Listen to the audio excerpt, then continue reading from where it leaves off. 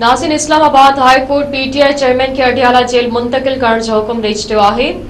अॻूणे वज़ीर आज़म जी अटक खां अडियाला जेल मुंतकिली जी दरख़्वास्त चीफ जस्टिस आमिर फारूक की सरबराही में ॿुधणी थी आहे। चीफ जस्टिस चयो आहे त पीटीआई चेयरमैन के अडियाला जेल मुंतकिल कयो वञे। चीफ जस्टिस पंहिंजे रिमार्क्स में वधीक चयो आहे त पीटीआई चेयरमैन साइफर केस में अंडर ट्रायल कैदी आहे ऐं समूरा अंडर ट्रायल कैदी अडियाला जेल में रखिया वेंदा आहिनि।